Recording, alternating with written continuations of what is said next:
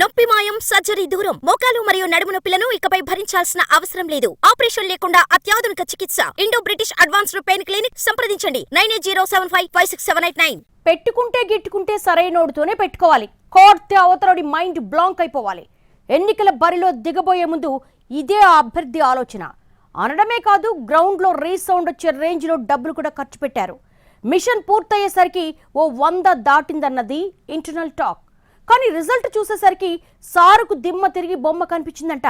అరెరరే, ఏంద్రా ఇది అంటున్నా ఆ నాయకుడెవరు? ఏంటైన మనీ కహాని?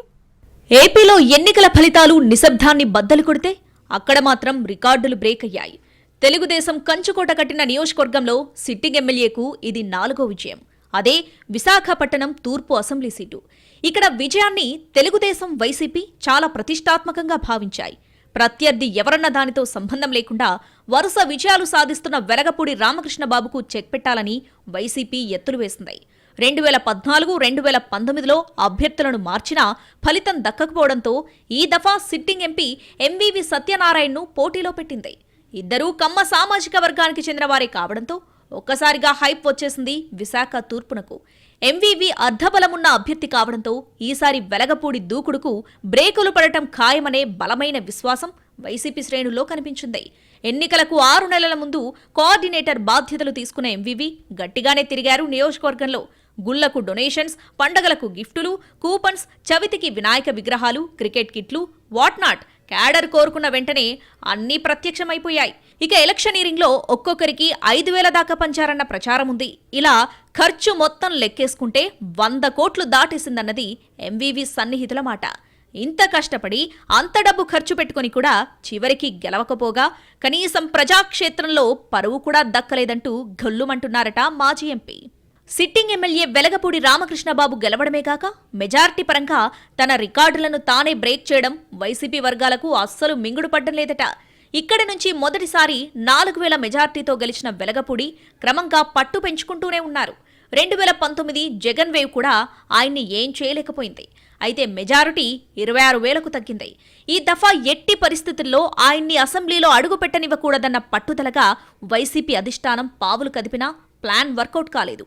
ప్రచార పర్వంలో ఎంవీవీ ఇచ్చిన బిల్డప్ చూసి సిటీకి కొత్తగా ఎవరు వచ్చినా ఈస్టులో సంగతేంటి గురు అనే స్థాయికి వెళ్లిపోయింది వ్యవహారం. కానీ చివరికి అదంతా బిల్డప్ బాబాయ్ బాపతేనని తేల్చేశారు ఓటర్లు.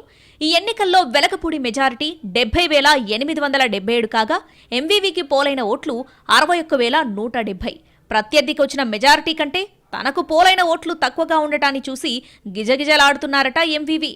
ఇంతదానికైనా అంతరాగం తీసిందని సన్నిహితుల దగ్గర గొల్లుమంటున్నట్టు ప్రచారం జరుగుతోంది. ఈసారి యాదవ, కాపు, మత్స్యకార ఓటు బ్యాంకు కలవడం, ఓటు ట్రాన్స్ఫర్ పక్కాగా జరగడంతో తూర్పులో టీడీపీకి తిరుగులేని ఆధిక్యం వచ్చిందంటున్నారు. పోస్టుమార్టంలో ఎంవీవీని నమ్మినోళ్లే ముంచినట్టు తేలిందట. వెనక నుంచి ఏనుగుపోయినా పర్వాలేదు కానీ ముందు నుంచి ఎలకను కూడా కదలనివ్వను అనే తత్వంతో ఆయనే నష్టపోయారన్న చర్చ జరుగుతోంది. పక్కాగా లెక్కలేసుకునే వ్యాపారి కోటరీని నమ్ముకున్నారని, దాని ఫలితం అనుభవిస్తున్నారన్న మాటలు వినిపిస్తున్నాయి.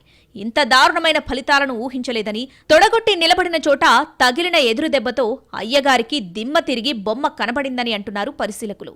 అంత ఖర్చు పెట్టినందుకు కనీసం గౌరవప్రదమైన ఓట్లు కూడా రాకపోవడమే అసలు విషాదమన్నది లోకల్ వాయిస్. మరోవైపు ఎంవీవీ మీద పంతంతో ఉన్న జన సైనికులు ఇప్పుడిప్పుడే జలక్లిచ్చేందుకు సన్నద్ధమవుతున్నారు. వీఐపీ రోడ్డులో రహదారి రీఓపెనింగ్తో మొదలైన యాక్షన్ ఇక ఎన్ని మలుపులు తిరుగుతుందోనని ఆసక్తిగా చూస్తున్నారు విశాఖ జనం.